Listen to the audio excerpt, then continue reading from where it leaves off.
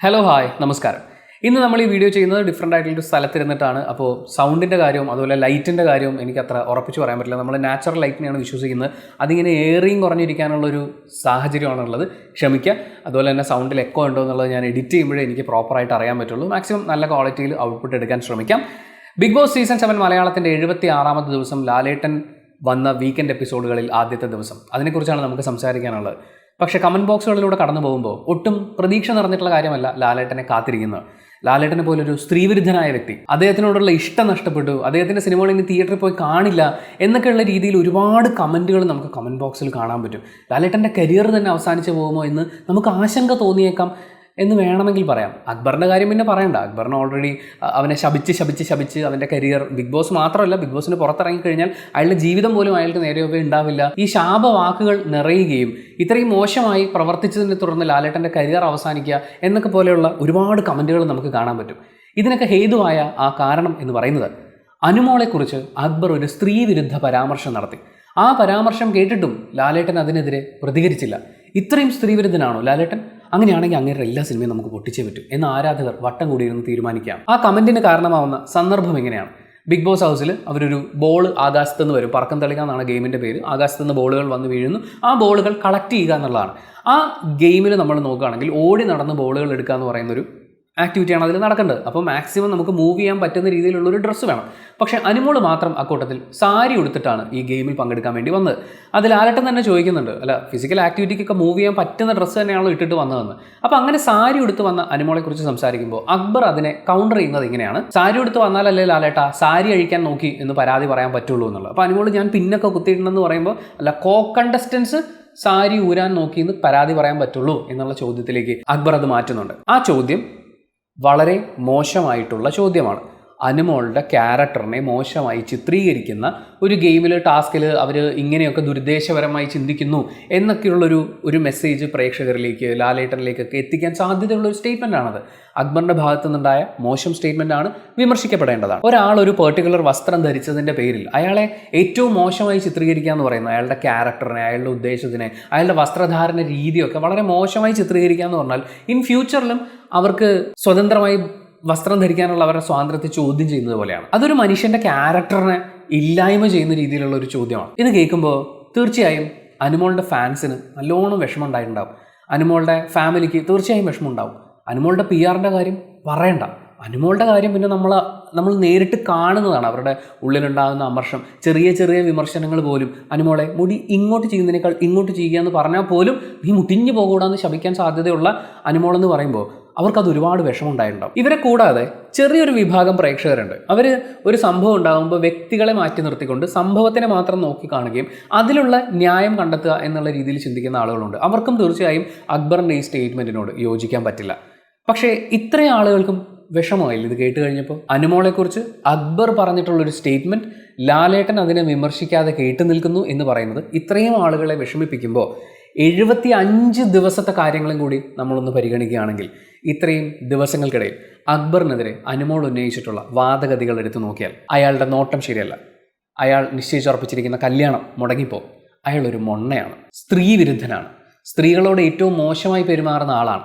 ഒരു പെൺകുട്ടിയുടെ പുറകിൽ നിൽക്കാൻ അവസരം കിട്ടിയാൽ ബസ്സിലൊക്കെ ചില ഞരമ്പ് രോഗികൾ നിൽക്കുന്നത് പോലെ നിൽക്കുന്ന, അങ്ങനെ പ്രവർത്തിക്കുന്ന ഒരാളാണ്. അയാൾക്ക് വൃത്തിയില്ല, അയാൾ കുളിക്കില്ല, അടുത്ത് വരുമ്പോൾ നാറ്റമാണ്, അവൻ്റെ കരിയർ തന്നെ ഇല്ലാണ്ടായിപ്പോവും തുടങ്ങി ശാപവാക്കുകളടക്കം അക്ബറിനെതിരെ അനുമോൾ കഴിഞ്ഞ 75 ദിവസങ്ങളിൽ നടത്തിയിട്ടുള്ള ആക്രമണങ്ങളുണ്ട്. ഞാൻ റിപ്പീറ്റായിട്ട് പറയുന്നു, ആക്രമണങ്ങളുണ്ട്. ഒരു വ്യക്തിക്ക് നേരെ, അയാളുടെ ക്യാരക്ടറിന് നേരെ, അയാളുടെ കരിയറിനും കുടുംബത്തിനും ഒക്കെ നേരെ നടത്തിയിട്ടുള്ള അഴിച്ചുവിട്ടുള്ള ആക്രമണങ്ങളുണ്ട്. ആ ആക്രമണങ്ങൾ മുഴുവൻ സഹിച്ചുകൊണ്ട് അവിടെ നിൽക്കുന്ന ആളാണ് അക്ബർ. അക്ബർ ഇതുവരെ ഫിസിക്കലി അനുമോളെ ഹാൻഡിൽ ചെയ്തിട്ടില്ല. അക്ബർ ഏറ്റവും മോശം വാക്കുകൾ ഉപയോഗിച്ചുകൊണ്ട് അനുമോളെ അറ്റാക്ക് ചെയ്യുന്നത് നമ്മൾ കാണുന്നത് 1 hour എപ്പിസോഡുകളാണ്. ആ 1 hour എപ്പിസോഡുകളിൽ നമ്മൾ കണ്ടിട്ടില്ല. അക്ബർ ആദ്യമായി തൻ്റെ പ്രതികരണം ഇവിടെ രേഖപ്പെടുത്തുകയായിരുന്നു. കാരണം അക്ബർ നോക്കുമ്പോഴെന്താണ്, നോക്കിയാൽ കുറ്റം, അതും ലൈംഗികതയോട് ചേർത്ത്. അടുത്തു പോയി നിൽക്കുകയോ തട്ടുകയോ ഒക്കെ ചെയ്തു കഴിഞ്ഞാൽ അതും കുറ്റം. അവിടെയും ചേർത്ത് വെക്കുന്നത് ഞാനൊരു പെണ്ണും അവനൊരു ആണുമാണ് എന്ന് പറയുന്ന ലൈംഗികതയോടാണ്.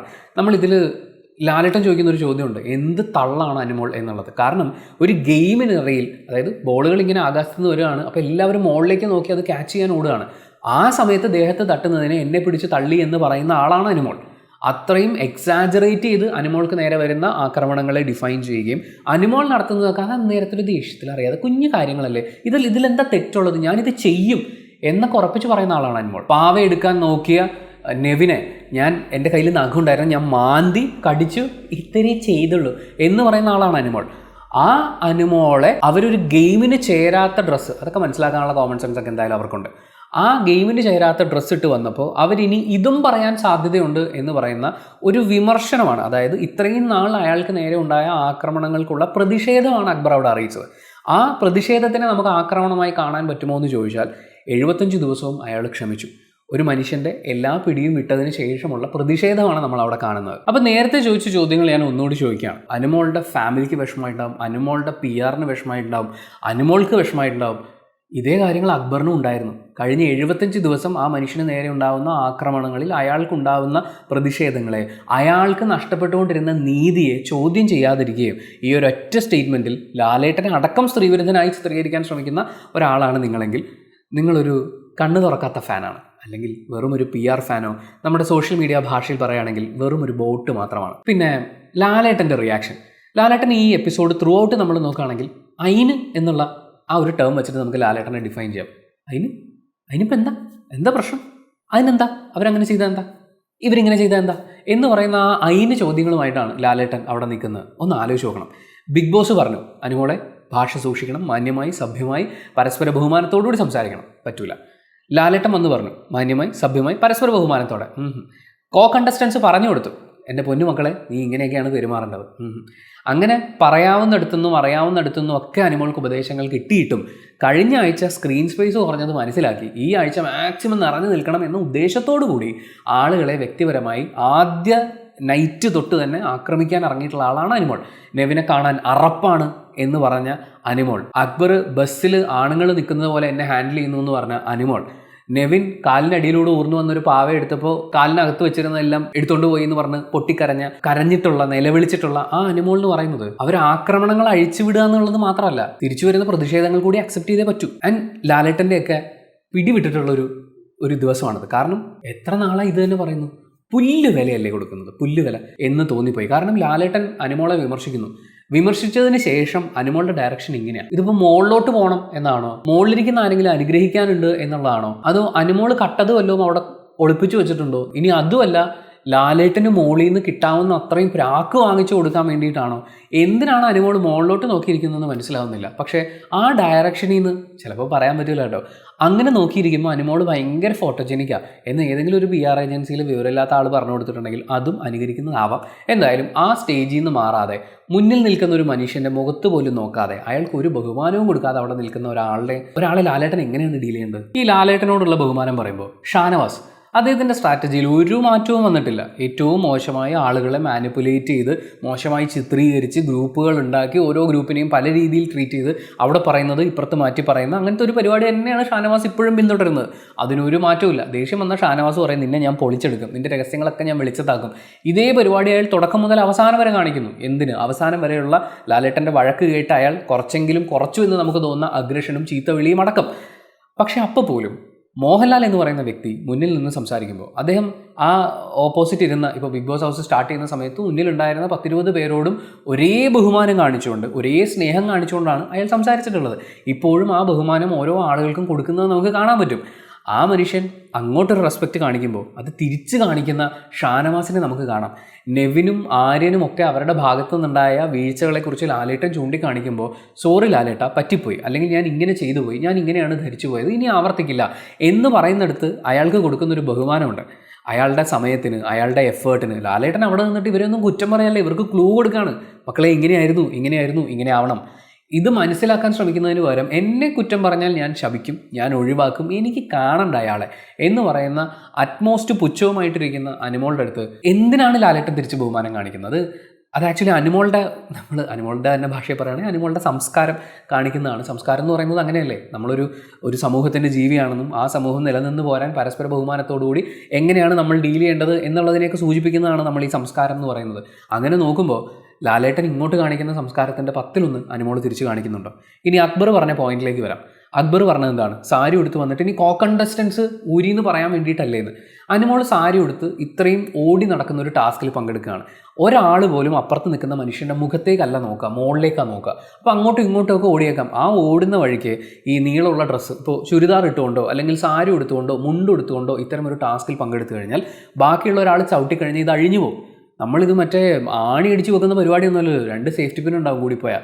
അതൊരാൾ ചവിട്ടിയാൽ കീറിപ്പോവും. അല്ലെങ്കിൽ ഒരാൾ ഉന്തുമ്പോഴോ തള്ളുമ്പോഴോ ഒരു കൂട്ടത്തിൽ പെട്ടുപോയാലും ഇത് അഴിഞ്ഞു പോയേക്കാം. അനുമോൾ ഇതുവരെ കാണിച്ചു വെച്ചിട്ടുള്ള അവരുടെ ഒരു ക്യാരക്ടർ വെച്ച് സാരിയിൽ ആരെങ്കിലും ചവിട്ടുകയെങ്കിലും ചെയ്താൽ അയാൾ എൻ്റെ സാരി അഴിക്കാൻ നോക്കി എന്ന് പറയില്ലെന്ന് നമുക്ക് എങ്ങനെയാണ് ഉറപ്പിച്ച് പറയാൻ പറ്റുക? അവരങ്ങനെ പറയാനുള്ള സാധ്യതയാണ് നമ്മുടെ മുന്നിൽ ഏറ്റവും കൂടുതൽ കാണുന്നത്. അതിനൊരു ഉദാഹരണം ഈവൻ ആ കണ്ടസ്റ്റൻസും ലാലേട്ടനും പ്രേക്ഷകരും ഒക്കെ ഏകദേശം ഇത് മനസ്സിലാക്കുന്നു എന്നുള്ളതിൻ്റെ സൂചന അക്ബർ ചൂണ്ടിക്കാണിച്ച ഒരു പ്രശ്നത്തെക്കുറിച്ച് സംസാരിക്കുന്ന സമയത്ത് അനുമോൾ നെവിൻ എന്നൊക്കെ പറഞ്ഞിട്ട് നേരെ ആര്യൻ്റെ നേരെ ഈ വിരൽ ചൂണ്ടുന്നുണ്ട്. അപ്പം തന്നെ ലാലേട്ടൻ ചോദിക്കുന്നത് ഇവനോ ആര്യനോ എന്നുള്ളതാണ്. ലാലേട്ടൻ ഞെട്ടി, പ്രേക്ഷകർ ഞെട്ടി, കണ്ടസ്റ്റൻസ് ഞെട്ടി, ആര്യൻ ഞെട്ടി. ആര്യൻ്റെ ഞെട്ടൽ എന്ന് പറയുന്നത് അയ്യോ എന്ന് പറയുന്ന ഒരു എക്സ്പ്രഷനാണ്. അങ്ങനെ ഒരു എക്സ്പ്രഷൻ, അതായത് അനുമോൾ കൈ ചൂണ്ടിയാൽ പുരുഷന്മാർ ഇങ്ങനെ പേടിക്കണം അല്ലെങ്കിൽ എന്തെങ്കിലും ഒരു ആരോപണമാണ് വരാൻ പോകുന്നത് എന്ന് പറയുന്ന രീതിയിൽ ഇവരിതിനെ കണ്ടു തുടങ്ങുന്നത്. അത് അനുമോളുടെ അച്ചീവ്മെൻ്റ് ഒന്നുമല്ല, ആസ് എ ഗെയിമർ അവരുടെ അച്ചീവ്മെൻ്റ് അല്ല. ഒരു സാമൂഹ്യ ജീവി എന്ന നിലയിൽ അവരെക്കുറിച്ച് ബാക്കിയുള്ളവർക്കുള്ള ഇംപ്രഷൻ എന്താണ്, നമ്മൾ ഈ ഇംപ്രഷൻസ് വെച്ചിട്ടല്ലേ ആളുകൾ എങ്ങനെയായിരിക്കും എന്നുള്ളത് പ്രെഡിക്റ്റ് ചെയ്യുക, അതിനനുസരിച്ചല്ലേ ആളുകളോട് പെരുമാറുക. അപ്പോൾ സ്വാഭാവികമായും അനുമോൾ വിരലി ഊണ്ടിയാൽ ആരും ഞെട്ടും. ചിലപ്പോൾ അക്ബർ ഞെട്ടും, ഷാനവാസ് ഞെട്ടും, അനീഷ് ഞെട്ടും. നാളെ ലാലേട്ടൻ്റെ നേർക്ക് അനുമോൾ വിരലി ഊണ്ടിയാൽ ലാലേട്ടൻ വരെ ഞെട്ടും. കാരണം ലാലേട്ടൻ ഇത് തന്നെയല്ലേ കണ്ടുകൊണ്ടിരിക്കുന്നത് കുറേ ആഴ്ചകളായിട്ട്. ഇനി ഇത്ര ആഴ്ച കൂടിയേ ഉള്ളൂ എന്ന് പറയുമ്പോൾ ആ മനുഷ്യൻ്റെ മുഖത്ത് തിളക്കം നമുക്ക് കാണാൻ പറ്റും. ഈ എപ്പിസോഡിൽ ഉടനീളം നോക്കുമ്പോൾ മുൻ എപ്പിസോഡുകളിൽ കണ്ടതിൽ നിന്ന് കുറേയും കൂടി കൂടുതൽ പ്രേക്ഷകരുടെ ഭാഗത്തു നിന്നുള്ള കയ്യടികൾ നമുക്ക് കാണാൻ പറ്റും. അതും അനുമോൾക്ക് നേരെയുള്ള വിമർശനങ്ങൾ ഉണ്ടാകുമ്പോഴാണ് ഈ കയ്യടി കൂടുതൽ. അവിടെയും ഏറ്റവും പ്രധാനമായിട്ട് ശ്രദ്ധിക്കേണ്ടത് സ്ത്രീകളുടെ കയ്യടിയാണ്. എന്ന് വെച്ചാൽ അത്രയധികം സ്ത്രീകളാണ് അതിനെ കയ്യടിച്ച്. അവരെന്തിനായിരിക്കും കൈയടിക്കുന്നത്? പ്രോത്സാഹിപ്പിക്കാൻ വേണ്ടിയിട്ട്? അങ്ങനെ ഒരിക്കലുമല്ല. അവർ കൈയടിക്കുന്നത് ഞങ്ങൾ അനുമോളല്ല അല്ലെങ്കിൽ അനുമോളെ പോലെ അല്ല എന്ന് പറയാൻ വേണ്ടിയിട്ടായിരിക്കും. കാരണം നമ്മുടെ സമൂഹത്തിലെ ഓരോ വ്യക്തികളും, കൊച്ചുകുട്ടികൾ മുതൽ മുതിർന്ന ആളുകൾ വരെയും ആൺ പെൺ വ്യത്യാസമില്ലാതെ ഒരുപാട് ആക്രമണങ്ങൾ, അതിപ്പോൾ ഒരു നോട്ടം മുതൽ ശരീരത്തേക്കുള്ള കടന്നുകയറ്റം അടക്കം ഒരുപാട് ആക്രമണങ്ങൾ നേരിടുന്നുണ്ട്. അതിൽ തന്നെ ഏറ്റവും കൂടുതൽ നേരിടുന്നത് സ്ത്രീകളായിരിക്കും. പക്ഷേ അതിനെതിരെ ശബ്ദമുയർത്തുന്ന ആളുകളുടെ എണ്ണം നമ്മൾ വളരെ കുറവാണ് കാണുന്നത്. നമ്മൾ ഇതുവരെ സോഷ്യലി പഠിച്ചു വെച്ചിരുന്ന കുറേ കാര്യങ്ങളുടെ ഒരു റിഫ്ലക്ഷനാണ്. അതിൽ നിന്ന് മാറി പരാതികൾ തുറന്നു പറയുന്ന അവസ്ഥയിലേക്ക് ആളുകൾ മാറിക്കൊണ്ടിരിക്കുമ്പോൾ അതിനൊരു തടസ്സം ഉണ്ടാക്കുന്നത് ഒരു പരാതി ഒരു പെൺകുട്ടി പറയുമ്പോൾ അത് അനുമോൾ പറയുന്നത് പോലെ ഫേക്കായി ആരോപണങ്ങൾ ഉന്നയിച്ചുകൊണ്ട് ഒരാളെ തകർക്കാനോ തളർത്താനോ വേണ്ടി അല്ലെങ്കിൽ മറ്റെന്തെങ്കിലും ഒരു പ്രശ്നത്തിൽ നിന്ന് രക്ഷപ്പെടാൻ വേണ്ടി ഉണ്ടാക്കി പറയുന്നതാണോ എന്ന് പറയുന്ന സംശയമാണ്. നമ്മളിപ്പോൾ ഹേമ കമ്മിറ്റി റിപ്പോർട്ട് വന്ന സമയത്തുള്ള ഡിസ്കഷൻസ് എടുത്ത് നോക്കിക്കഴിഞ്ഞാലും ഒരുപാട് പരാതികൾ ഉണ്ടാകുന്ന സമയത്ത് അതൊരു വ്യാജ പരാതിയാണ് അല്ലെങ്കിൽ വ്യാജ പരാതി ആയിരിക്കും എന്ന് പറയുന്ന മുൻവിധിയാണ് ഒരു വലിയ വിഭാഗം ആളുകളിൽ ഉണ്ടായത്. കാരണം സ്ത്രീകൾ അങ്ങനെ പരാതിയൊന്നും അതുണ്ടെങ്കിൽ അപ്പം പറയണം, അല്ലെങ്കിൽ പിന്നത്തേക്ക് വെക്കരുത്, ഇങ്ങനെയൊക്കെയുള്ള കുറേ കാരണങ്ങൾ കൊണ്ട് ഇവരിതിനെ ഒതുക്കി വെക്കുകയാണ്. ആ സമയത്താണ് ശരിക്കുമുള്ള വ്യാജ പരാതികളുമായി ആളുകൾ മുന്നോട്ട് വരുന്നത്.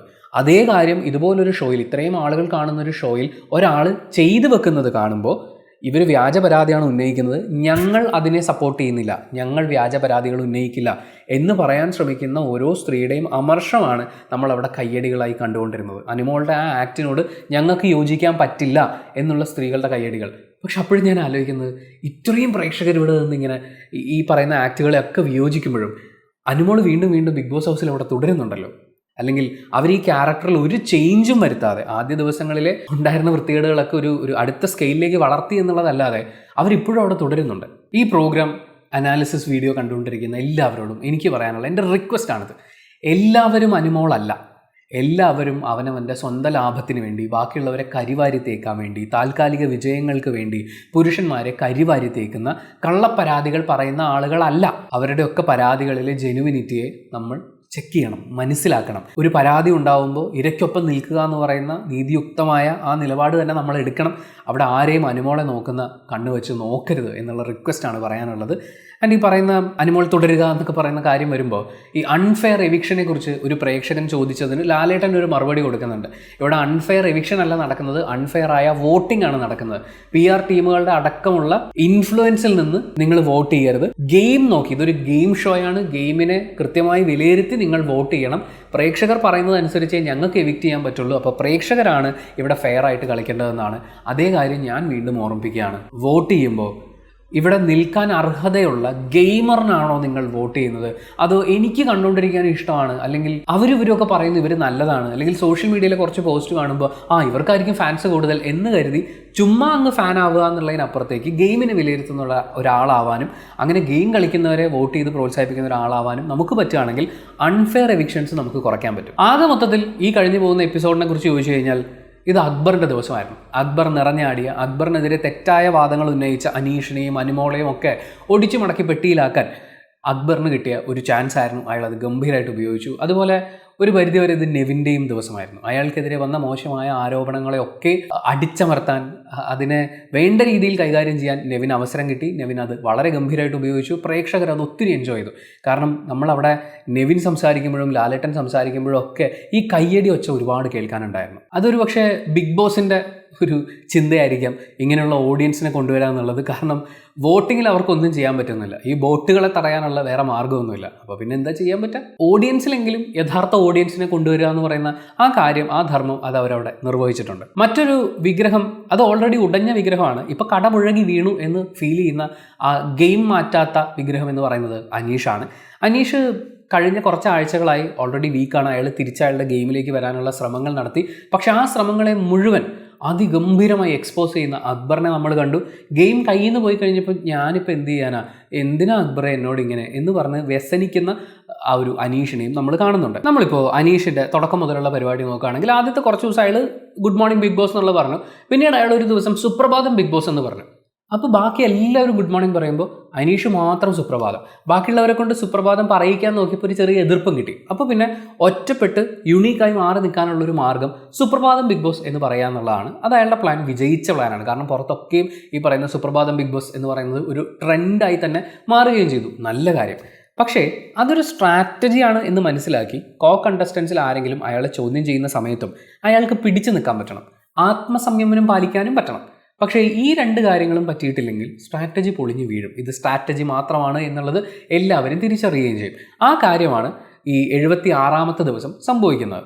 അനീഷിൻ്റെ ഈ ഒറ്റപ്പെടൽ സ്ട്രാറ്റജി എന്ന് പറയുന്ന കാര്യത്തിനെ അക്ബർ എല്ലാവരുടെയും മുമ്പിൽ വെച്ചെന്ന് വെച്ചാൽ ഓഡിയൻസിന് കേൾക്കാനും കാണാനും പറ്റുന്ന രീതിയിൽ ലാലേട്ടൻ വന്നിട്ടുള്ള എപ്പിസോഡിൽ ലാലേട്ടൻ ഇരിക്കുന്ന സമയത്ത് അനീഷിൻ്റെ മറ്റേ ബഹളം വെച്ച് എണീറ്റ് പോക്കൊന്നും നടക്കില്ല. ഓപ്പോസിറ്റ് നിന്ന് സംസാരിക്കുന്ന ആരാണോ അയാൾ സംസാരിച്ച് തീരുന്നവരെ സൈലൻ്റായി ഇരുന്നേ പറ്റൂ. അപ്പോൾ അക്ബറിന് കൃത്യമായൊരു സ്പേസ് കിട്ടി. ഇയാൾ ഒറ്റപ്പെടൽ സ്ട്രാറ്റജിയാണ് എടുത്തുകൊണ്ടിരിക്കുന്നത്. അതിൻ്റെ ഭാഗമായിട്ടാണ് ഈ സുപ്രഭാതം ബിഗ് ബോസ് പരിപാടി കൊണ്ടുവന്നിട്ടുള്ളത്. ഇതെല്ലാം തുറന്നു കാണിക്കുന്നു.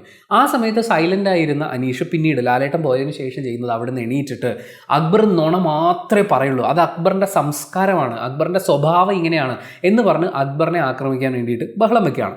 ആ സമയത്ത് അക്ബർ വളരെ വാലിഡ് ആയിട്ടുള്ള പല പോയിന്റുകളും മുന്നോട്ട് വെക്കുന്നുണ്ട്. മലയാളത്തെ പ്രൊമോട്ട് ചെയ്യുക എന്ന് പറയുന്നത് മലയാളം സംസാരിച്ചുകൊണ്ടാണ്. അങ്ങനെ നോക്കുമ്പോൾ ഇവിടെ നിങ്ങളെക്കാൾ നന്നായി മലയാളത്തിനെ പ്രൊമോട്ട് ചെയ്യുന്നത് ആര്യനാണ്. അതൊരു ഗംഭീര സ്റ്റേറ്റ്മെൻ്റ് ആണ്. കാരണം ആര്യൻ കേരളത്തിന് പുറത്തുള്ള ആളാണ്. അയാൾ മലയാളത്തിൽ പരമാവധി ആളുകളോട് സംസാരിക്കുന്നു. അയാളുടെ ആദ്യ ദിവസങ്ങളെ വെച്ച് നോക്കുമ്പോൾ വളരെയധികം മെച്ചപ്പെട്ടിട്ടുണ്ട് അയാളുടെ മലയാളം. അപ്പോൾ മലയാള ഭാഷയോട് അയാൾ കാണിക്കുന്ന ആദരവ് അത് എടുത്തു പറയേണ്ടതാണ്. അതിന് മുകളിലൊന്നും കൊണ്ടുവെക്കാൻ മാത്രമുള്ള മലയാളമൊന്നും അവിടെ അനീഷ് പറയുന്നില്ല. ഞാൻ മലയാള ഭാഷയെ പ്രൊമോട്ട് ചെയ്യും എന്ന് 10 പ്രാവശ്യം പറഞ്ഞ അനീഷിന് ഒരു തവണ പോലും പ്രൊമോഷൻ്റെ മലയാളം പറയാൻ തോന്നിയില്ല. അടുത്ത ജനറേഷനിലേക്കും ഞാൻ മലയാളത്തിനെ പ്രൊമോട്ട് ചെയ്യാൻ പറ്റുമെന്നാണ് അയാൾ പറഞ്ഞത്. ജനറേഷന് മലയാളമുള്ള കാര്യം അനീഷിന് അറിയില്ലെന്ന് നമുക്ക് ചോദിക്കാൻ തോന്നും. അക്ബർ അവിടെ ചെയ്ത ഏറ്റവും ഗംഭീരമായിട്ടുള്ള കാര്യം എന്ന് പറയുന്നത് അനീഷിനെ എതിർത്തില്ല. നിങ്ങൾ മലയാളത്തിനെ പ്രൊമോട്ട് ചെയ്യുന്നില്ല എന്ന് വേണമെങ്കിൽ പറയായിരുന്നു, പക്ഷെ അത് പറഞ്ഞില്ല. നിങ്ങളും പ്രൊമോട്ട് ചെയ്യുന്നുണ്ട്, ഞങ്ങളും പ്രൊമോട്ട് ചെയ്യുന്നുണ്ട്. നിങ്ങൾ മാത്രം എന്ന് പറഞ്ഞത് ഒരു ഒറ്റപ്പെടൽ സ്ട്രാറ്റജിക്ക് ഉപയോഗിക്കരുത്. നിങ്ങൾ മാത്രമല്ല ഞങ്ങളും. ഈ കടുകട്ടി ഭാഷ പറയാലല്ല മലയാളത്തിനെ പ്രൊമോട്ട് ചെയ്യൽ എന്നൊക്കെ അക്ബർ പറയാൻ ശ്രമിക്കുമ്പോഴും ഇദ്ദേഹം ഇംഗ്ലീഷിലെ കുറേ വാക്കുകൾ ഉപയോഗിച്ചുകൊണ്ട് മലയാള ഭാഷയെ പ്രൊമോട്ട് ചെയ്യും എന്ന് ഉറക്കെ വാദിക്കുകയാണ്. പരിപാടി ബിഗ് ബോസ് ആണ് എന്നറിയാതെയാണോ അനീഷ് വന്നത് നമുക്ക് തോന്നിപ്പോകും. എന്തായാലും ഉടനെ തന്നെ അനീഷ് ബിഗ് ബോസിന് ഒരു മലയാളം കണ്ടുപിടിക്കുമെന്നും എല്ലാവരും ആ വാക്കാണ് വിളിക്കേണ്ടതെന്നൊക്കെ വിളംബരം ചെയ്യുമെന്നും നമുക്ക് പ്രതീക്ഷിക്കാം. എന്തായാലും അക്ബർ പറഞ്ഞ ഒരു വാദം അത് തെറ്റാണ് എന്ന് പറഞ്ഞ് അനീഷ് വാദിക്കുന്നുണ്ട്. വന്ന ആദ്യ നാളുകളിൽ നിങ്ങൾ ബിഗ് ബോസ് ഗുഡ് മോർണിംഗ് എന്നാണ് പറഞ്ഞത്, പിന്നീടാണ് ഇത് സുപ്രഭാതമാക്കിയെന്നുള്ളത്. അപ്പോഴൊന്നും അനീഷ് അത് അംഗീകരിക്കുന്നില്ല. പക്ഷേ ലാലേട്ടൻ എണീപ്പിച്ച് നിർത്തുന്ന സമയത്ത് വന്ന ആദ്യത്തെ കുറച്ച് നാൾ നിങ്ങൾ ഗുഡ് മോർണിംഗ് എന്നാണോ പറഞ്ഞത് എന്ന് ചോദിക്കുമ്പോൾ അനീഷ് ആദ്യത്തെ കുറച്ച് ദിവസം അങ്ങനെ പറഞ്ഞിരുന്നു, പിന്നെ ഇങ്ങനെ പറഞ്ഞപ്പോൾ എനിക്ക് മനസ്സിലായി എന്നൊക്കെ. അതായത് ആദ്യം പറഞ്ഞ അക്ബറിനോട് വാദിച്ചുകൊണ്ടിരുന്ന ആ നുണ അത് നുണയാണ് എന്ന് ലാലേട്ടൻ വരുമ്പോൾ സമ്മതിക്കുകയാണ്. ഇപ്പം നിങ്ങൾ സത്യം പറഞ്ഞു, ഇത്രയും നേരം നിങ്ങൾ നുണ പറഞ്ഞു എന്ന് പറയുമ്പോൾ എന്തിനാ അക്ബർ എന്ന് പറഞ്ഞിട്ട് ഇത് എന്തിനാ മോനെ, ഞാൻ കഷ്ടപ്പെട്ട് ഒപ്പിച്ചുകൊണ്ട് വരികയാണ്, നീ എന്നെ ഇങ്ങനെ തകർക്കല്ലേ എന്ന് അപേക്ഷിക്കുന്നത് പോലെയാണ് അത് ഫീൽ ചെയ്തത്. അക്ബറും അനീഷും തമ്മിൽ ഈ ബഹളം നടന്നുകൊണ്ടിരിക്കുമ്പോൾ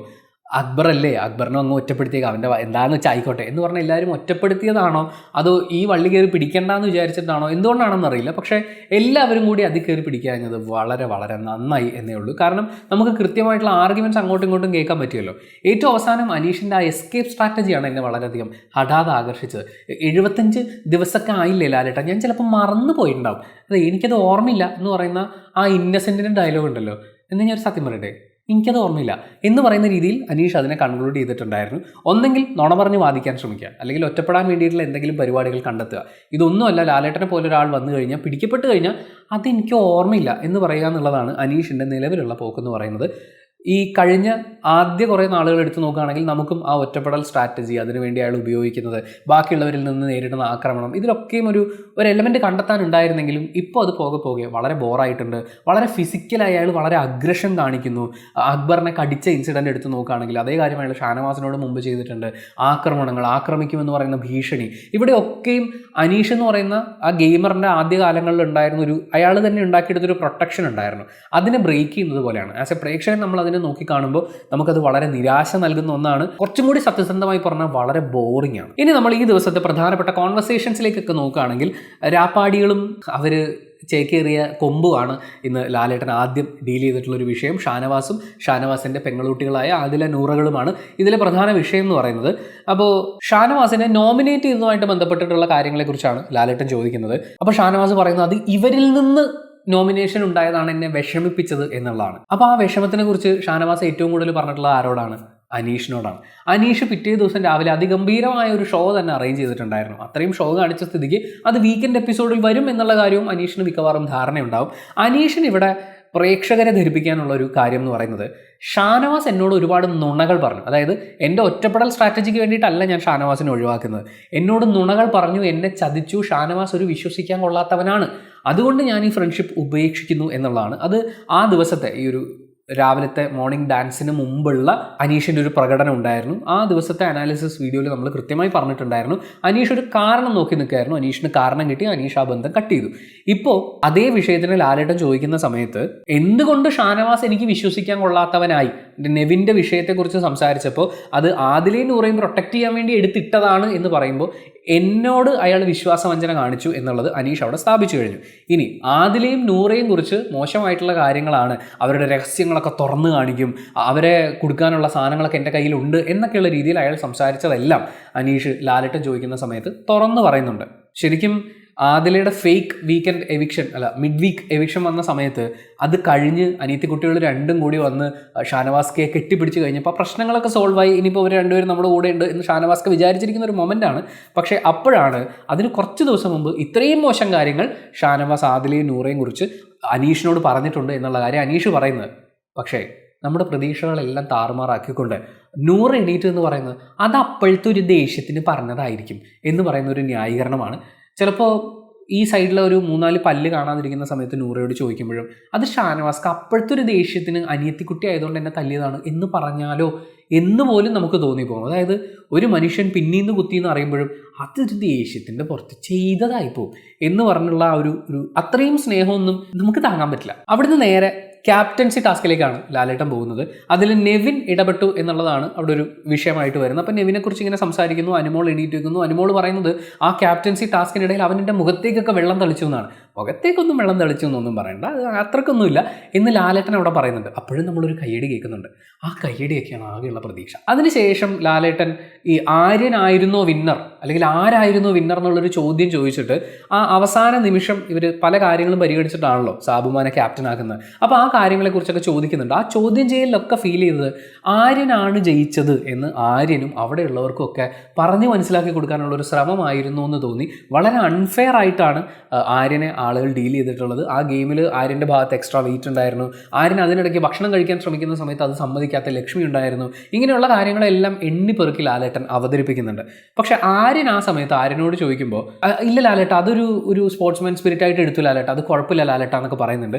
അത് കുറച്ച് ഓവർ നന്മയാണ്. കാരണം ആ സമയത്ത് ആര്യൻ അതിഭീകരമായി പ്രതികരിച്ചിട്ടുണ്ടായിരുന്നു. പക്ഷെ അത്രയും പ്രതികരിച്ച് കഴിഞ്ഞിട്ട് പിന്നെ അയ്യോ അത് സാരമില്ല അതൊരു ഗെയിമല്ലേ എന്നൊക്കെ പറഞ്ഞ് അങ്ങനെ വിട്ട് കളയുന്നത് അതൊരു നന്മമരം കളിക്കലാണ്.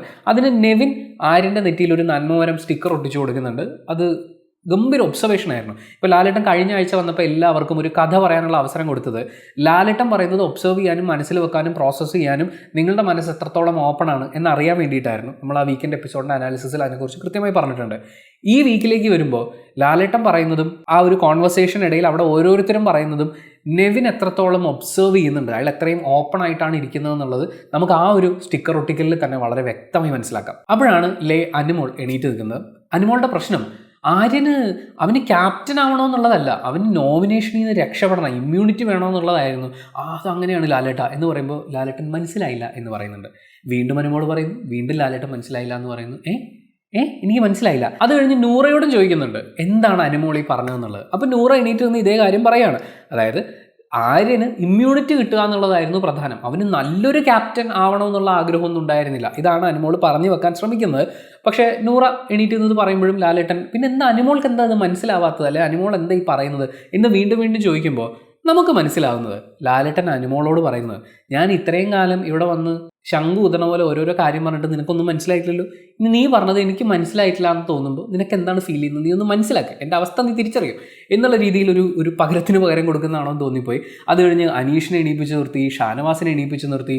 ഇതിൽ വളരെ അണ്ടർസ്റ്റുഡ് ആയിട്ടുള്ളൊരു കാര്യം, ക്യാപ്റ്റൻസി ടാസ്ക് ജയിക്കുന്നതിനോടൊപ്പം നിങ്ങൾക്ക് ഇമ്മ്യൂണിറ്റിയും കിട്ടും. ആ ഇമ്മ്യൂണിറ്റി നിങ്ങൾ വേണ്ടെന്ന് നോക്കുമോ? അനുമോളോട് അത് ചോദിക്കുന്നുണ്ട്, നിങ്ങൾക്ക് ഇമ്മ്യൂണിറ്റി കിട്ടി, നിങ്ങൾ ഓൾറെഡി നോമിനേഷൻ ലിസ്റ്റിലുണ്ടെങ്കിൽ നിങ്ങൾ അത് വേണ്ടെന്ന് നോക്കുമോ എന്ന് ചോദിക്കുമ്പോൾ ഇല്ലല്ല കേട്ടോ വേണ്ടെന്ന് നോക്കില്ല. അതാണ് ഗെയിം. ഈ ഗെയിമിൽ ഓരോ കാര്യങ്ങൾക്കും ഓരോരോ പ്രത്യേകതകളുണ്ട്. ക്യാപ്റ്റൻസിയുടെ കൂടെ വരുന്നതാണ് ഇമ്മ്യൂണിറ്റി എങ്കിൽ ഇമ്മ്യൂണിറ്റി സ്വന്തമാക്കാൻ വേണ്ടി ക്യാപ്റ്റൻ ആവുന്നതിൽ എന്ത് തെറ്റാണുള്ളത്? അപ്പോൾ ഇതിൻ്റെ ഇടയിൽ ഇതിനു മുമ്പ് ക്യാപ്റ്റൻ ആവാത്ത ആളുകളൊക്കെ ഉണ്ട്. അപ്പോൾ അങ്ങനെയുള്ള ഞങ്ങൾക്കൊക്കെ ക്യാപ്റ്റൻ ആവണമെന്ന് ഉണ്ടായിരുന്നു എന്ന് പറഞ്ഞിട്ട് സാബുമാനെ കൂടി എണീപ്പിക്കുമ്പോൾ സാബുമാൻ അനുമോളെ എൻ്റെ പ്രശ്നങ്ങളിലേക്കൊന്നും വലിച്ചിടരുത് എന്നാണ് സാബുമാൻ അവിടെ പറയുന്നത്. അതൊരു കയ്യൊഴിയലാണ്. ആ കയ്യൊഴിയൽ അനുമോൾക്ക് മിക്കവാറും കൊണ്ടിട്ടുണ്ടാവും. അടുത്ത ആഴ്ചത്തെ വീക്കിലി നോമിനേഷൻ പ്രോസസ്സിൽ അനുമോൾ സാബുമാനെ എന്തായാലും നോമിനേറ്റ് ചെയ്യും എന്നാണ് നമുക്ക് ഇതിൽ നിന്ന് മനസ്സിലാവുന്നത്. കാരണം അനുമോൾക്ക് രക്ഷപ്പെടാൻ ഒരാൾ കൂട്ടിന് വേണമായിരുന്നു, പിന്നെ നിനക്കും കൂടി ക്യാപ്റ്റൻ ആവാൻ വേണ്ടിയിട്ടാണ് എന്നുള്ള രീതിയിലൊന്ന് വരുത്തി തീർക്കണമായിരുന്നു. ആ പറയുന്ന കാര്യങ്ങളൊക്കെ സാബുമാൻ ഒറ്റയടിക്ക് ഫ്ലിപ്പ് ചെയ്ത് കളഞ്ഞു. അത് അനുമോൾക്ക് സഹിക്കാവുന്നതിലപ്പുറമായിരിക്കും. അനുമോളുടെ ഒരു നിലവിലെ സ്ട്രാറ്റജി വെച്ച് അനുമോൾ നോമിനേറ്റ് ചെയ്യേണ്ടതാണ്. പക്ഷേ സ്ട്രാറ്റജികൾ ഇടയ്ക്കിടയ്ക്ക് മാറുമല്ലോ. ഇപ്പോൾ ഈ വരുന്ന ദിവസം അടുത്ത വീക്കെൻഡ് എപ്പിസോഡിൽ ലാലേട്ടൻ എന്തൊക്കെ പറയുന്നു എന്നുള്ളത് കൂടി കാൽക്കുലേറ്റ് ചെയ്ത് അടുത്ത ആഴ്ചത്തെ തൻ്റെ സ്ക്രീൻ സ്പേസും കൂടി ഉറപ്പിക്കുന്ന രീതിയിലുള്ള എന്തെങ്കിലും ഒരു സ്ട്രാറ്റജി അനുമോൾ എടുക്കും. അനുമോളുടെ ഈ ഒരു സംഭവത്തിന്, ഈ ഒരു സംസാരത്തിന് ലാലേട്ടൻ ഇങ്ങനെ നീട്ടിക്കൊണ്ട് പോകുന്നതിൻ്റെ പിന്നിൽ വേറൊരു ഉദ്ദേശവും കൂടിയുണ്ട്. അനുമോളുടെ ആരോപണങ്ങളൊക്കെ ഇത്രയേ ഉള്ളൂ, വലിയ കാമ്പൊന്നുമില്ല. എന്തെങ്കിലും ഒന്ന് പറയാൻ ആരോപണം ഉന്നയിക്കുക, എന്നിട്ട് അവരെന്തോ വലിയ തെറ്റ് ചെയ്തു എന്നുള്ള കാര്യം പറഞ്ഞു വരുത്തുക, ആ രീതിയിൽ റിയാക്ട് ചെയ്യുക. ഇപ്പോൾ അക്ബർ ചൂണ്ടിക്കാണിക്കുന്ന ഒരു കാര്യമുണ്ട്, അനുമോളും അനീഷിനെ പോലെ ഒറ്റപ്പെടൽ സ്ട്രാറ്റജിയാണെന്ന്. അപ്പോൾ അനുമോൾ ഞാൻ ഒറ്റപ്പെടൽ എന്നുള്ള വാക്ക് ഉപയോഗിച്ചിട്ടില്ല എന്ന് പറയുന്നുണ്ട്. അനുമോളുടെ ഒറ്റപ്പെടൽ സ്ട്രാറ്റജി എന്ന് പറയുന്നത് ഒരു വഴക്കുണ്ടാക്കുക, എല്ലാവരെയും വെറുപ്പിക്കുക, എന്നിട്ട് മാറിയിരിക്കുക, ഭക്ഷണം കഴിക്കുമ്പോൾ ഒറ്റയ്ക്ക് കഴിക്കുക, പിണങ്ങിപ്പോയി കട്ടിലിൽ പുതച്ച് മൂടി കിടക്കുക, ഇങ്ങനെയൊക്കെയുള്ള ഈ പരിപാടികൾ കാണിച്ചിട്ടാണ് അനുമോൾ ഒറ്റപ്പെടൽ സ്ട്രാറ്റജി അവിടെ വർക്കൗട്ട് ചെയ്യുന്നത്. പക്ഷേ ഒറ്റപ്പെടൽ എന്ന് പറയുന്ന വാക്കൊന്നും, അല്ലെങ്കിൽ എന്നെ ഒറ്റപ്പെടുത്തി എന്ന് പറയുന്ന വാക്കൊന്നും പറയില്ല. അനുമോൾ സ്വയം ഒറ്റപ്പെട്ടതായി അങ്ങ് പ്രഖ്യാപിച്ചിട്ട് ഈ അഭിനയങ്ങൾ കാഴ്ചവെക്കുക എന്നുള്ളതാണ്. ആ സമയത്തും അനുമോൾ പലതരം ആരോപണങ്ങൾ ഉന്നയിക്കാറുണ്ട്. ഇവിടെ ഇപ്പോൾ നോക്കൂ, ആര്യന് ഇമ്മ്യൂണിറ്റി കിട്ടാൻ വേണ്ടിയിട്ടാണ് അവൻ ക്യാപ്റ്റൻ ആവാൻ പോയത്. നിങ്ങൾക്ക് ഇമ്മ്യൂണിറ്റി കിട്ടിയാൽ, ക്യാപ്റ്റൻസിയുടെ കൂടെ കിട്ടിയാൽ നിങ്ങൾ വേണ്ടെന്ന് നോക്കും? ഇല്ല. അപ്പോൾ പിന്നെ ഇതിലെന്താ കുഴപ്പം? അല്ല, കുഴപ്പമൊന്നുമില്ല. ഇത്രയേ ഉള്ളൂ അനുമോളുടെ ഓൾമോസ്റ്റ് എല്ലാ ആരോപണങ്ങളുടെയും. നമ്മൾ സീരിയസ് ആണെന്ന് കരുതുന്ന ആരോപണങ്ങളിൽ പോലും അനുമോളുടെ ആകെയുള്ള അതിൻ്റെ സംഗ്രഹം ഇത്രയേ ഉള്ളൂ. അത് ലാലേട്ടൻ തുറന്ന് കാണിക്കുകയായിരുന്നു. പിന്നീട് ആകാശത്ത് നിന്ന് ബോൾ പറന്ന് വരുന്ന പറക്കം തളിക ഗെയിമിലേക്ക് ലാലേട്ടൻ കടക്കുന്നുണ്ട്. അനുമോൾ തള്ളിയതിനെക്കുറിച്ചും അനുമോളെ തള്ളിയതിനെക്കുറിച്ചുള്ള ഡിസ്കഷൻ വരുന്നുണ്ട്. ആര്യൻ ഉറപ്പിച്ച് പറയുന്നുണ്ട് എൻ്റെ പുറകിൽ നിന്ന് അനുമോൾ എന്നെ തള്ളി എന്നുള്ളത്. അത് അനുമോൾ നിഷേധിക്കുന്നു. അതേസമയം ആര്യൻ അനുമോളെ തള്ളി എന്ന് പറയുന്നുണ്ട്. ആ തള്ളൽ എന്ന് പറയുന്നത് ബോൾ പിടിക്കാൻ നേരത്തെ അങ്ങോട്ടും ഇങ്ങോട്ടും മൂവ് ചെയ്ത് ദേഹത്ത് തട്ടിയതാണ്. ഇങ്ങനെയൊക്കെയാണ് ഓരോരോ ആരോപണങ്ങൾ അനുമോൾ ബിൽഡ് ചെയ്തെടുക്കുന്നത്. അതിനുശേഷം അനീഷിലേക്ക് വരുമ്പോൾ അനീഷ് പറയുന്നത് ഈ ബ്ലാക്ക് ബോൾ കിട്ടിയാൽ ഗെയിം നമുക്ക് ക്യാൻസൽ ചെയ്യാനുള്ള ഓപ്ഷൻ ഉണ്ടല്ലോ. ആ സമയത്ത് അനീഷ് എണ്ണീറ്റ് എന്ന് പറയുന്നത് ആര്യനും അക്ബറും ഗ്രൂപ്പ് കളിക്കുകയാണ് എന്നുള്ള രീതിയിൽ പറഞ്ഞു വെക്കാൻ വേണ്ടിയിട്ടാണ്. ഒരു ഒഴുക്കിലങ്ങ് പറഞ്ഞു പോയാൽ അത് അതിൻ്റെ കൂടെ അങ്ങ് പൊക്കോളുമല്ലോ എന്ന് വിചാരിച്ചിട്ടായിരിക്കും. പക്ഷേ ആ ഒഴുക്ക് അങ്ങോട്ട് നടന്നില്ല. അക്ബർ എണീറ്റ് നിന്ന് അതിനെ ചോദ്യം ചെയ്യുന്നുണ്ട്, ഞാനും ആര്യനും ഒക്കെ ഗ്രൂപ്പ് കളിച്ചെന്നോ. അപ്പോൾ അനീഷ് അല്ല ഗ്രൂപ്പല്ല, അവരിങ്ങനെ തീരുമാനം എടുത്തു, അല്ലെങ്കിൽ ഞാൻ ജയിക്കേണ്ടതായിരുന്നു എന്നുള്ള രീതിയിൽ പറയുന്നുണ്ട്. അതിനുശേഷം ഷാനവാസ് ഒരു ഗെയിം ക്യാൻസൽ ചെയ്യുന്നുണ്ട് ബ്ലാക്ക് ബോൾ കിട്ടിയിട്ട്. അപ്പോൾ അനീഷ് പറഞ്ഞത്രേ ഈ ഗെയിം ക്യാൻസൽ ചെയ്യരുത് എന്നൊക്കെ റിക്വസ്റ്റ് ചെയ്തിട്ടുണ്ടായിരുന്നു. അപ്പോൾ ലാലേട്ടൻ ചോദിക്കുന്നത് അത് ഗെയിമല്ലേ അനീഷ് എന്നുള്ളതാണ്. എന്തായാലും അനീഷ് അങ്ങനെ ചോദിച്ച സ്ഥിതിക്ക് എന്തിനാണ് ഷാനവാസ് നിങ്ങളത് ക്യാൻസൽ ചെയ്തതെന്ന് ചോദിക്കുമ്പോൾ, ഞാൻ ഇവൻ പറയുന്ന കേട്ട് ക്യാൻസൽ ചെയ്യാതിരുന്നെങ്കിൽ ഇവിടെ വേറൊരു ഗ്രൂപ്പ് ഉണ്ടായി വരുന്നു എന്ന് പറയുന്നൊരു കുറ്റപ്പെടുത്തൽ കേൾക്കേണ്ടി വരുമെന്നുള്ളതാണ്. നമ്മളിവിടെ മനസ്സിലാക്കേണ്ടത് ഈ പറഞ്ഞ കാര്യം പറഞ്ഞുകൊണ്ട് നടക്കുന്ന ഒരേ ഒരാളെ അവിടെ ഉള്ളൂ, അത് ഷാനവാസാണ്. അവനും ഇവനും ഗ്രൂപ്പ് ചേർന്ന്, അല്ലെങ്കിൽ അവരൊക്കെ ഗ്രൂപ്പ് ചേർന്ന് എന്നെ തകർക്കാൻ നോക്കുന്നു, എന്നോട് ഇങ്ങനെ പെരുമാറുന്നു. ഇപ്പോൾ അനീഷിനടുത്ത് ആദിലയും നൂറയും കുറിച്ച് കുറ്റം പറയുന്ന സമയത്തും ആദിലയും നൂറയും കൂടി പോയി നെവിനോട് സംസാരിച്ച് സോൾവ് ചെയ്ത് ഗ്രൂപ്പായി ഷാനവാസിനെ ആക്രമിക്കാൻ ശ്രമിക്കുന്നു എന്നാണ് ഷാനവാസ് പറയുന്നത്. അനുമോള് പിണങ്ങി കിടക്കുന്ന സമയത്ത് അവിടെ ഐക്യദാർഢ്യം പ്രഖ്യാപിച്ച് പോയി കിടക്കുന്ന ഷാനവാസ് ഇതേ കാര്യം ഇവിടെ പുതിയൊരു ഗ്രൂപ്പ് രഹസ്യമായി ഫോമായി വരുന്നുണ്ട് എന്ന് പറയുന്ന ആരോപണം മുന്നോട്ട് വെക്കുന്നുണ്ട്. ആ കാര്യം ആകെ പറയുന്ന ഷാനവാസാണ്. പക്ഷേ ഈ കാര്യത്തിനെ കുറിച്ച് ഏറ്റവും കൂടുതൽ പേടിക്കുന്നതും ഷാനവാസ് തന്നെ. അതിനുശേഷം ലാലേട്ടൻ ആദിലയോടും നൂറയോടും അവരെ എണീപ്പിച്ച് നിർത്തിയിട്ട് ചോദിക്കുന്നത്, നിങ്ങൾ ഇപ്പോഴും 2 പേരല്ലേ, നിങ്ങൾ ഇൻഡിവിജ്വൽ ആയിട്ടല്ലേ കളിക്കേണ്ടത് എന്നുള്ളതാണ്. അത് വീണ്ടും വീണ്ടുമുള്ള ഓർമ്മപ്പെടുത്തലാണ് അവർക്ക്. പക്ഷേ ഇപ്പോഴും അത് മനസ്സിലായിട്ടില്ല. അതിലിപ്പോഴും തനിക്ക് ബോൾ കിട്ടുമ്പോൾ അത് കൊണ്ടുപോയി, അല്ലെങ്കിൽ പാവ കിട്ടുമ്പോൾ അത് പോയി നൂറയ്ക്ക് കൊണ്ട് കൊടുക്കുക എന്ന് പറയുന്ന കാര്യങ്ങളൊക്കെ കാണിച്ച് ആ ഒരു രീതിയിലാണ് മുന്നോട്ട് പോകുന്നത്. അവർ ഒറ്റയ്ക്കൊറ്റയ്ക്ക് കളിക്കേണ്ട സമയം അതിക്രമിച്ചു. പിന്നെയാണ് അനുമോളുടെ സാരിയെക്കുറിച്ചുള്ള സംസാരം വരുന്നത്. അതിനെക്കുറിച്ച് നമ്മൾ ഓൾറെഡി സംസാരിച്ചു. അത് കഴിഞ്ഞിട്ട് ഈ പാവക്കുട്ടിയുടെ ടാസ്ക് വന്ന സമയത്ത് അക്ബറിന്റെ ബോഡി വെയിറ്റ് മുഴുവൻ അനുമോളുടെ ദേഹത്തേക്ക് വീണു എന്ന് പറയുന്ന കാര്യത്തെക്കുറിച്ചൊക്കെ അനുമോൾ എക്സ്പ്ലെയിൻ ചെയ്യുന്നുണ്ട്. ആ സമയത്ത് ലാലേട്ടൻ പറയുന്നുണ്ട്, ഇത്ര സമാധാനത്തിലൊന്നും അല്ല നിങ്ങൾ അപ്പം സംസാരിച്ചത് എന്നുള്ളത്. എന്തായാലും അനുമോളുടെ ഈ എക്സ്പ്ലനേഷനൊക്കെ കേൾക്കുന്നതിനിടയ്ക്ക് ലക്ഷ്മിയോട് ചോദിക്കുന്നുണ്ട്, ലക്ഷ്മി നിങ്ങൾ എന്താ കണ്ടത്? കാരണം അനുമോൾ നിങ്ങളുടെ പുറകെ നിൽക്കുകയായിരുന്നു, നിങ്ങൾ ആര്യനോട് വാഗ്വാദത്തിൽ ഏർപ്പെടുകയായിരുന്നു. അപ്പോൾ എങ്ങനെയാണ് ഈ അക്ബറിന്റെ ബോഡി വെയിറ്റ് അനുമോളിലേക്ക് വീണു എന്ന് പറയുന്ന കാര്യം നിങ്ങൾ കണ്ടത്? അപ്പോൾ ലക്ഷ്മി ഇത് കണ്ടിട്ടില്ല. ലാലേട്ടൻ തന്നെ പിന്നീട് ചോദിക്കുന്നത് ലക്ഷ്മി കാണാത്ത പല കാര്യങ്ങൾക്കും വേണ്ടി വാദിക്കുന്ന ആളാണ് എന്നുള്ളതാണ്. അപ്പോൾ കണ്ടിട്ടില്ലാത്തൊരു കാര്യം. പക്ഷേ അക്ബറിനെ ഞാൻ കുറ്റമൊന്നും പറയില്ല, അക്ബർ കുറച്ചുകൂടി കൺസെൻട്രേറ്റീവ് ആകണം എന്നൊക്കെ പറഞ്ഞ് ലക്ഷ്മിയോടെ ന്യായീകരിക്കാൻ ശ്രമിക്കുന്നുണ്ട്. ലക്ഷ്മിയുടെ ഒരു ടോട്ടൽ ഗെയിമിൽ സംഭവിച്ച പ്രശ്നങ്ങൾ എന്ന് പറയുന്നത് 2 എണ്ണമാണ്. ഒന്ന്, ആര്യനെതിരെ അവർ ഒരുപാട് ബഹളം വെച്ച് പുറകെ നടന്നു. അത് ലക്ഷ്മിയുടെ ഗെയിമിലെ ഒരു സ്റ്റൈലായിരുന്നില്ല. അവർ കൃത്യമായ ആളുകളേക്ക് ഇങ്ങനെ വിഭജിച്ച് നിർത്തുകയും ചില ആൾക്കാരെ ഒട്ടിച്ച് നിർത്തുകയും ഒക്കെ ചെയ്തുകൊണ്ട് ഒരു കൃത്യമായിട്ടുള്ള രീതിയിൽ പോകുമായിരുന്നു. ഒന്നത്. 2, അക്ബറിനെതിരെ അവർ ആ ഒരു കൺവെയർ ബെൽറ്റിൽ കൂടി പാവ വരുന്ന ടാസ്കിനിടയിൽ നടത്തിയിട്ടുള്ള പലതരം കാര്യങ്ങളും, അതും കണ്ടിട്ടില്ലാത്ത കാര്യങ്ങൾക്ക് വരെ വാദിക്കാൻ വേണ്ടിയിട്ടുള്ള ശ്രമങ്ങൾ നടത്തി. ഈ 2 കാര്യങ്ങളും അവരുടെ ഗെയിമിന് നെഗറ്റീവായി ബാധിക്കാൻ സാധ്യതയുള്ളതാണ്. അതുവരെയും അവരുടെ ഗെയിം ആസ് എ ഗെയിമർ നല്ല രീതിയിൽ മുന്നോട്ട് പോകുമായിരുന്നു. എന്തായാലും ലാലേട്ടനും ഇത് ചൂണ്ടിക്കാണിക്കുകയാണ്, നിങ്ങൾ കാണാത്ത കാര്യങ്ങൾക്ക് വേണ്ടി വാദിക്കുന്ന ആളാണെന്ന്. അതിനുശേഷമാണ് ലക്ഷ്മിക്ക് മറ്റേ വക്കീൽ കോട്ടൊക്കെ കൊടുത്ത് വിചാരണ ചെയ്യാനുള്ള അവസരം ലാലേട്ടൻ കൊടുക്കുന്നത്. അപ്പോൾ അക്ബറിൻ്റെ പാവ ആരാണ് കട്ടെടുത്തത് എന്നുള്ളതാണ്.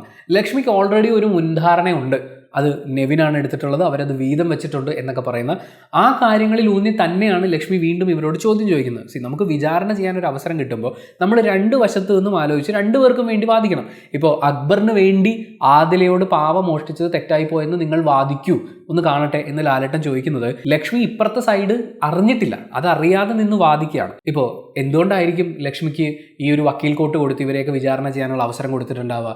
ലക്ഷ്മി ആക്ച്വലി ഒരു സൈഡ് മാത്രമേ കേൾക്കുന്നുള്ളൂ. അവരുടെ ടാർഗറ്റ് ലിസ്റ്റിൽ നെവിനും അക്ബറും ഉണ്ട്. അവരെ ടാർഗറ്റ് ചെയ്യുക, അവർക്കെതിരെയുള്ള ആരോപണങ്ങൾ വലുതായി കാണുക, അതിന് അവർക്ക് ന്യായമുണ്ടോ എന്നുള്ള കാര്യം അന്വേഷിക്കാതിരിക്കുക, ഇതൊക്കെയാണ് ലക്ഷ്മി അവിടെ ചെയ്യുന്നത്. ആ കാര്യത്തിനെ കുറ്റപ്പെടുത്തിക്കൊണ്ട് നിങ്ങൾ 2 ഭാഗവും കേൾക്കാതെ ജഡ്ജ് ചെയ്യുകയാണ് എന്ന് ലക്ഷ്മിയോട് പറയാൻ വേണ്ടിയിട്ടാണ് ലക്ഷ്മിക്ക് ആ ഒരു ടാസ്ക് കൊടുത്തിട്ടുണ്ടാവുക. അതിനിടയിൽ നെവിൻ നല്ലോണം ഗോളടിച്ചു. അതായത് നിങ്ങളെ വിശ്വസിച്ച് വന്നാൽ തൂക്കുകയർ വാങ്ങിച്ചു കൊടുക്കുന്ന നിങ്ങളെപ്പോലൊരു വക്കീൽ, അല്ലെങ്കിൽ ഇമ്മാതിരി മണ്ടൻ ചോദ്യങ്ങൾ ചോദിക്കുന്ന വക്കീലിനെ ജയിലിലാക്കണം എന്നൊക്കെ പറഞ്ഞുകൊണ്ട് നെവിൻ അങ്ങനെ നിറഞ്ഞാടുന്നുണ്ട്. അത് കഴിഞ്ഞ് പിന്നീട് വന്ന ടാസ്ക് ഈ സ്ക്രാച്ച് ആൻഡ് വിൻ എന്ന് പറയുന്ന ഒളിപ്പിച്ച് വെച്ചിരിക്കുന്ന കോയിൻസ് ആയിരുന്നു. അതിൽ ഒരു കോയിൻ മിസ്സിംഗ് ആണെന്ന് പറയുന്നുണ്ട്. അത് ഈ 10 പേരിൽ ഒരാൾ എടുത്തിട്ടുണ്ട്. പക്ഷെ അത് ആരാണെന്നുള്ളത് ഈ എപ്പിസോഡിൽ കാണിച്ചിട്ടില്ല. മിക്കവാറും അടുത്ത വീക്കെൻഡ് എപ്പിസോഡിലായിരിക്കും അത് കാണിക്കുക. ആ കോയിൻ കിട്ടുന്ന ആൾ നേരെ ജയിലിൽ പോകണം എന്നുള്ളതാണ്. എന്നാലും ഇത് ആരായിരിക്കും കട്ടെടുത്ത് ഒളിപ്പിച്ചിട്ടുണ്ടാവുക എന്നറിയാൻ വേണ്ടിയിട്ടുള്ളൊരു ആകാംക്ഷയുണ്ട്. അത് കഴിഞ്ഞ് ഈ സ്റ്റിക്കറുകളൊക്കെ ഒട്ടിച്ചു കൊടുക്കുന്ന ടാസ്ക് ആയിരുന്നു. അപ്പോൾ സോപ്പിംഗ് കാർഡ് എന്ന് പറഞ്ഞിട്ടൊരു കാർഡ് ആദിലേക്കാണ് ഷാനവാസ്ക ഒട്ടിച്ചു കൊടുക്കുന്നത്. അതിൽ പറയുന്നൊരു കാര്യം തെറ്റ് പറ്റിയെന്ന് മനസ്സിലായി കഴിഞ്ഞാൽ പിന്നെ അവിടെ ചെന്ന് സോപ്പിടുന്നൊരു സ്വഭാവം ആദിലേക്കുണ്ട്. ഇപ്പോൾ അക്ബറിൻ്റെ അടുത്ത് പോയി അവിടെ പോയി ഈ കാര്യങ്ങളൊക്കെ സോൾവ് ചെയ്യുന്നുണ്ടായിരുന്നു എന്ന് പറഞ്ഞിട്ടാണ് ഈ സോപ്പിംഗ് കാർഡ് ആദിലേക്ക് ഷാനവാസ് ഒട്ടിച്ചു കൊടുക്കുന്നത്. ആക്ച്വലി പണിപാളിയും തോന്നിക്കഴിഞ്ഞാൽ അങ്ങോട്ടും ഇങ്ങോട്ടുമൊക്കെ കുറേ കാര്യങ്ങൾ പറഞ്ഞ് മാനിപ്പുലേറ്റ് ചെയ്ത് സ്വന്തം സൈഡ് സെറ്റാക്കാൻ വേണ്ടി സോപ്പിട്ട് നടക്കുന്ന ഒരാൾ എന്ന് നമുക്ക് പറയാവുന്നത് ഷാനവാസ്ക തന്നെയാണ്. പക്ഷേ അദ്ദേഹം അത് ആദിലേക്ക് കൈമാറി. ജെൻഡർ കാർഡ് എന്ന് പറയുന്ന കാര്യം നൂറ വളരെ സത്യസന്ധമായി അനുമോൾക്ക് തന്നെ ഒട്ടിച്ചു കൊടുക്കുന്നുണ്ട്. അതിൽ നമുക്ക് യാതൊരു അഭിപ്രായ വ്യത്യാസവും ഇല്ല. അതുപോലെ ഒറ്റപ്പെടൽ കാർഡ് അത് അക്ബർ അനുമോൾക്കും അനീഷിനുമാണ് ഒട്ടിച്ചു കൊടുക്കുന്നത്. അതും വളരെ സത്യസന്ധമായിട്ടുള്ള ഒട്ടിക്കലുകളായിരുന്നു. അത് കഴിഞ്ഞാണ് അതിൻ്റെയൊക്കെ ഒരു ദേഷ്യത്തിൻ്റെ പുറത്താണ് നമ്മുടെ അനീഷ് അക്ബറിനെതിരെ ബഹളമൊക്കെ വെക്കുന്നത്. ആ ബഹളം വെക്കലിനെ ലാലേട്ടൻ ചോദ്യം ചെയ്യുന്നുണ്ട്. ഗുഡ് മോർണിംഗ് എന്ന് പറയുന്നതും സുപ്രഭാതം എന്ന് പറയുന്നതും രണ്ടും സന്തോഷമാണ്, നമ്മൾ അങ്ങോട്ടും ഇങ്ങോട്ടും ഗ്രീറ്റ് ചെയ്യുന്നതാണ്, അതിൽ കുഴപ്പങ്ങളൊന്നുമില്ല എന്ന് അദ്ദേഹം പറഞ്ഞ് മനസ്സിലാക്കി കൊടുക്കുന്നുണ്ട്. അപ്പോഴും അനീഷ് സ്വന്തം ഭാഗം ന്യായീകരിക്കുമ്പോൾ കുറച്ച് വാക്കുകൾ വീണ്ടും ഉപയോഗിക്കുന്നുണ്ട്. എനിക്കതിലൊരു ഷുവർട്ടി ഇല്ല ലാലേട്ട എന്നുള്ളതാണ്. പിന്നെ മോർണിംഗ് ഡാൻസ് എന്നൊക്കെ അദ്ദേഹം പറയുന്നുണ്ട്. ഇതിലൊന്നും മലയാളമില്ലേ അനീഷേ എന്നുള്ളതാണ് നമുക്കതൊക്കെ കേൾക്കുമ്പോൾ ചോദിക്കാൻ തോന്നുന്നത്. നിങ്ങൾ അത്രയും കഠിനകഠോരമായി വാദിക്കുകയാണെങ്കിൽ അങ്ങനെ, ഇനി അതല്ല നമുക്ക് മലയാളത്തിൽ ഇതുപോലെ കുറച്ച് നല്ല വാക്കുകളുണ്ട്, അതൊക്കെ ഒന്ന് ഉപയോഗിച്ച് ശീലിക്കുക എന്ന് പറയുന്ന ഒരു കാര്യത്തിലാണെങ്കിൽ അതങ്ങനെ. പക്ഷേ അനീഷ് താൻ എന്തോ എക്സ്ട്രീമായി ചെയ്യുന്നുണ്ടെന്ന് വാദിക്കുകയും ബാക്കിയുള്ളവർ മലയാള ഭാഷയെ നശിപ്പിക്കാൻ ശ്രമിക്കുന്നു എന്നുള്ള രീതിയിൽ വ്യാഖ്യാനിക്കുകയും ചെയ്യുമ്പോൾ അനീഷിൻ്റെ ഭാഗത്തു നിന്നുണ്ടാകുന്ന ഇംഗ്ലീഷ് വാക്കുകൾ നമുക്ക് ചോദ്യം ചെയ്തേ പറ്റുള്ളൂ. എന്തായാലും ആ കാര്യങ്ങളൊക്കെ പറഞ്ഞ് മനസ്സിലാക്കി കൊടുത്ത് ആരെയാണ് ഈ ആഴ്ച വീക്കെൻഡ് എവിക്ഷനിലൂടെ പുറത്താക്കാൻ പോകുന്നതെന്നുള്ളത് അടുത്ത ദിവസം പറയാമെന്ന് പറഞ്ഞ് ലാലേട്ടൻ ടാറ്റ പറഞ്ഞ് പോകുന്നുണ്ട്. അത്രയുമാണ് ഈ ഒരു എപ്പിസോഡിൽ സംഭവിച്ചിട്ടുള്ളത്. അടുത്ത വീക്കിൻ്റെ എപ്പിസോഡ് അത് ഇന്ന് നമ്മൾ കാണും. അത് കണ്ടിട്ട് അതിനെക്കുറിച്ചിട്ടുള്ള അനാലിസിസ് വീഡിയോ പോസ്റ്റ് ചെയ്യുന്നതായിരിക്കും. എന്തായാലും thank you so much for watching this video. Video ഇഷ്ടപ്പെട്ടാൽ ലൈക്ക് ചെയ്യുക, കമൻറ്റ് ചെയ്യുക, ഷെയർ ചെയ്യുക, സബ്സ്ക്രൈബ് ചെയ്യുന്ന കാര്യവും വീഡിയോ ഹൈപ്പ് ചെയ്യുന്ന കാര്യവും പരിഗണിക്കുക.